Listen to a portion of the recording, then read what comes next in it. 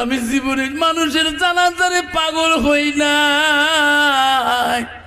আমি 14 বছর ইমামতি করছি, কোন মানুষের জানাজার আমি পাগল হই নাই।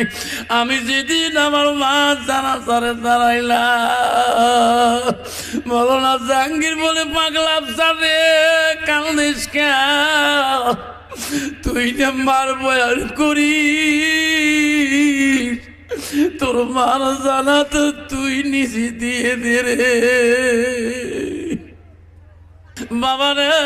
14 বছরে কত মানুষকে মাটি দিছিলাম, কত গেরি গুড়ি মানুষকে আমি নিজ হাতে মাটি দিছিলাম। কোনদিন আমি কোনো কবরে নামি না,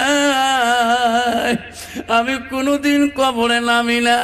আমি জানাজার গো, কিন্তু 14 বছরে আমি জানাজার কত মানুষের আমি দিছিলাম। যেদিন আমার মা মারা যায়, ওই দিন আমি আমার মা কবরটা আমি দিন আমি গো, আমার বড় ভাই আমি যখন আমি নামি, আমার মা যে ওই দিন মারা যাবে আমি স্বপ্নে জানি না। 18 রমজান ছিল গো, আমি সকালবেলা স্কুলে যাব। রমজান মাসে আমার হাই স্কুল খোলা থাকে। আমাকে মা বলে স্কুল যাচ্ছি না, আমার শরীরটা বেশি ভালো না।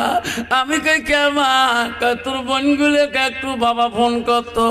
আমি জানি না মা আজকে মারা যাবে। সারাদিন বোনগুলোকে ফোন করে আনলাম। বেলা ডুবু ডুবু হয়ে যায়, ইফতারির খোলার টাইম এসে যায়। আমার পাশের বাড়ির পাশে, আমার বাড়িতে কাটাতার বাংলাদেশ, আমার পাশে বাংলাদেশে 2টা মসজিদ আছে।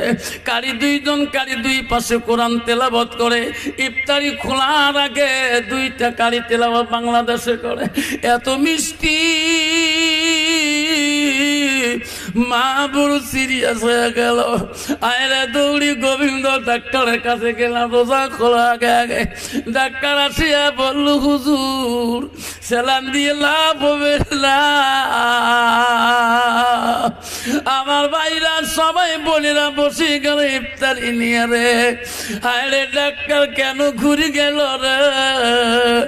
আমি মার মাথার সামনে বসে আছি, মা আমার দিকে তাকায়। বাংলাদেশে আজান দিল, ইন্ডিয়া আজান দিল, সবাই রোজা খোলে রে। আমার বিবিটাকে বলে, তোমরা রোজা খুলবেন না। আমি বললাম, কালকে না আমার মা আমার সাথে রোজা করলো, আজকে মা কেন কোনো জ্ঞান আসে না?